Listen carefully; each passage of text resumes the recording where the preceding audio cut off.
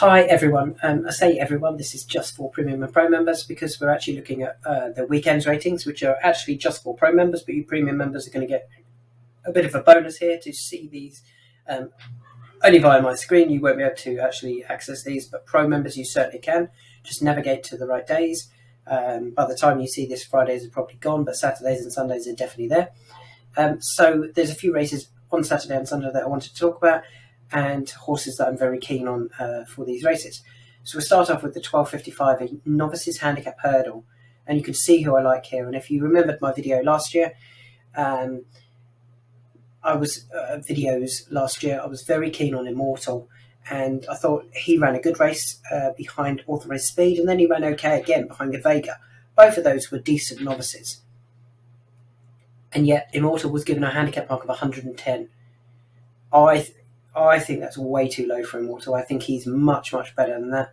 And I think with that a couple of runs under his belt now, another summer on his back, he's now only a 5-year-old. Probably should have made my horses to follow, but I didn't want to have too many. He's one that's going to go very close in a couple of good races this year, and I'd be very disappointed if he gets beat in this race. I know he's down the ratings, but I think there's so much potential with him. And hopefully he gets a nice... if we can get rid of a few of these at the top, they don't actually get declared. Immortal should take all the beating in this race of 110. So he's one to look out for on Saturday. The next one I want to talk about, again, another one from last season, it's Freya Dam, who 3 runs ago was very, very impressive at Newbury. Then kind of pulled his chance away at Ascot. Far too keen, but still ran on really strongly. And then ran a bit of a poor race at Ayr. Things didn't quite go to plan that day, but definitely don't give up on him. I think he's gone a favourite for the last 2 races.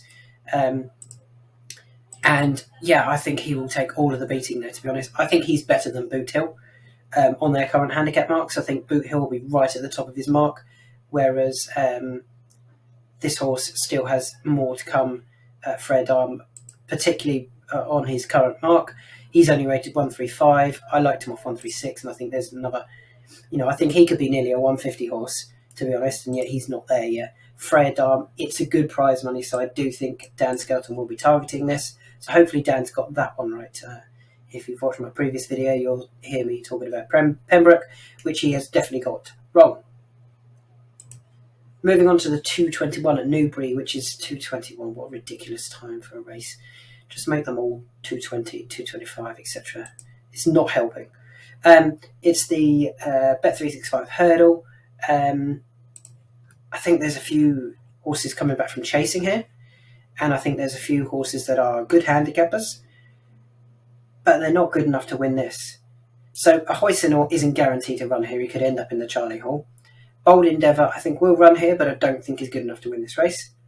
Red Risk is a handicapper. Botox Huss is a handicapper. Time Hill is good enough, but does have to come back from, wasn't particularly great at Sandown. Definitely wants further, though. Ambitious Fellow, Garlow, Wakul and Hillview shouldn't be getting involved here. I think it's going to be out of Time Hill and Dashel Drasher, isn't it?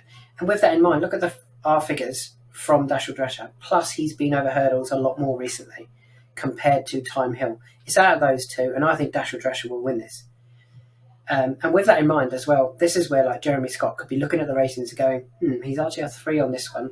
I don't think a Hoisinor will run. I think we're better than Bold Endeavour. And then he could look at the Charlie Hall, where he's also in, and actually see him that he's RTR 8. So he's got no chance in the Charlie Hall.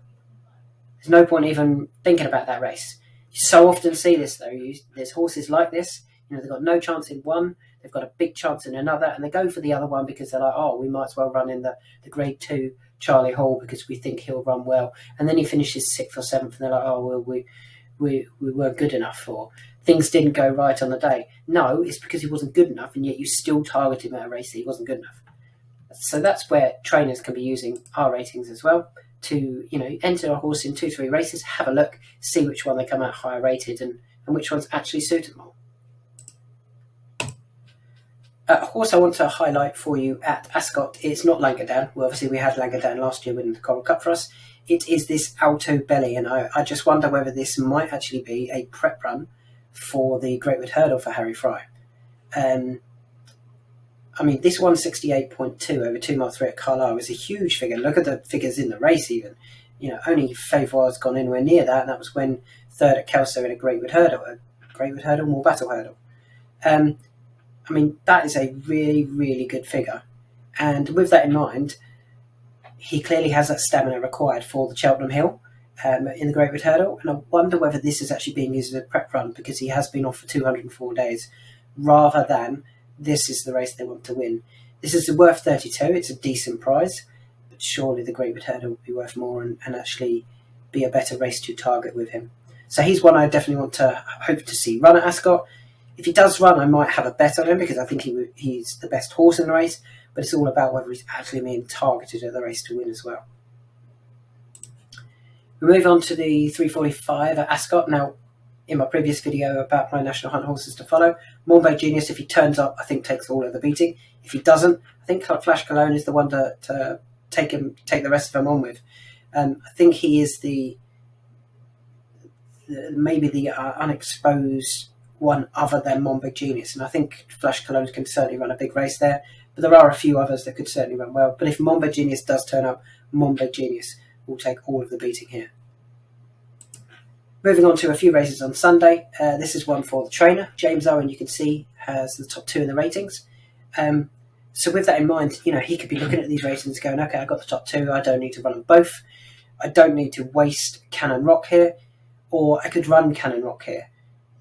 He might need the run, but he's still likely to be top rated, so we'll have a big chance. Whereas I can save Burdett Road for another race where I still should be top rated. If he's hurdled well, Burdett Road really should be able to win a juvenile hurdle. And yeah, that's how they should be using the ratings. Trainers should as well. Moving on to a race at Carlisle. I really like this idea from Kim Bailey. I love horses that are doing this. Rapidly improving. 1 over hurdles over 2 mile 7, going over fences. It is only 2 mile 3, but I think because it's over fences, it will slightly slow him down, so he will be able to keep up. And if he runs a 147.5 again, he will win that race. So he's definitely one to look out for on Sunday in the novice handicap chase. And I think he could be very, very progressive for Kim Bailey. 2 more. I've missed one. I want to talk about this race here, the intermediate chase. I think if Moonbay Genius, Bill Baxter, Marla Mission, and Beauport turn up, they're all being aimed at different races.